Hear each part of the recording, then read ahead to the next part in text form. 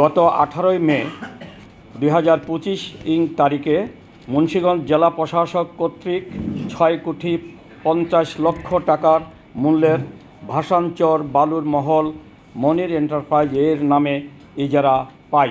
আমাদের সরকার কর্তৃক ইজারাকৃত মুন্সিগঞ্জ জেলা সদর উপজেলার ভাসানচর বালু মহলটি বুঝিয়ে নেওয়ার পরে তাহা বন্ধের জন্য একটি মহল গুটি আমাদের ব্যবসায়ীকে প্রতিপক্ষ চাঁদপুর অঞ্চলের নৌ প্রশাসকের ভুল তথ্য দিয়ে বারবার হয়রানি ও বালু মহলটি বন্ধের ষড়যন্ত্র তারা লিপ্ত রয়েছে। আমরা উক্ত বিষয়টি মুন্সিগঞ্জ জেলা প্রশাসকের নিকট অভিযোগ করার পরেও তাহাদের হয়রানি বন্ধ হচ্ছে না। মহল পরিচালনাকারী প্রতিষ্ঠান সূচনা এন্টারপ্রাইজের কর্মকর্তা কর্মচারীদের উপর প্রায় সময় সশস্ত্র অবস্থায় হামলা চালায়। বালু মহল থাকা ড্রেজার ও বলহেড উপর হামলা চালিয়ে ভাঙচুর ও অগ্নিসংযোগ করে। এমতো অবস্থায় হামলা চালানো হয়।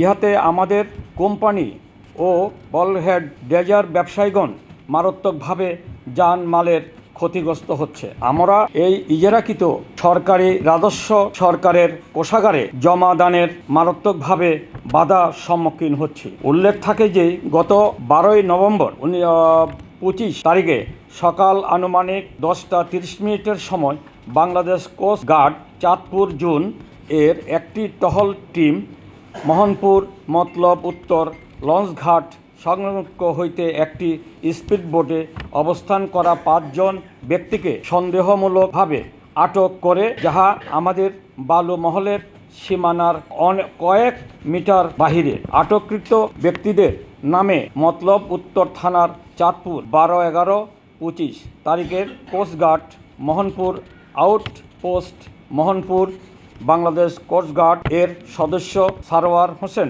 FC অন একটি মামলা আরজু করে।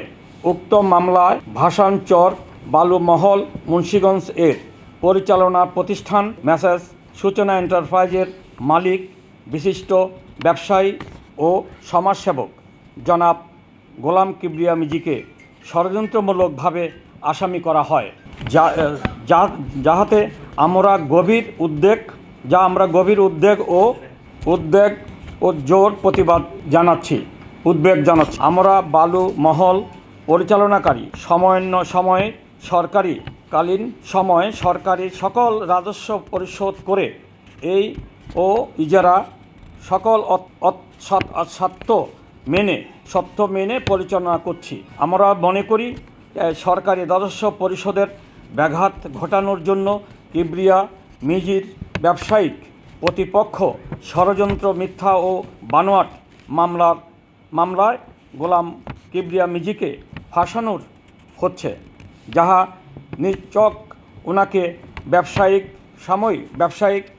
সামাজিকভাবে হেয় প্রতিপন্ন করার উদ্দেশ্য মিথ্যা মামলার জড়ানো হচ্ছে। প্রিয় সাংবাদিক বন্ধুগণ, দুঃখের বিষয় চাঁদপুর অঞ্চলের বাংলাদেশ কোস্টগার্ড কর্তৃক আটককৃত এই 5 জন ব্যক্তি নিয়ে সংবাদ সম্মেলন আমরা লক্ষ্য করছি।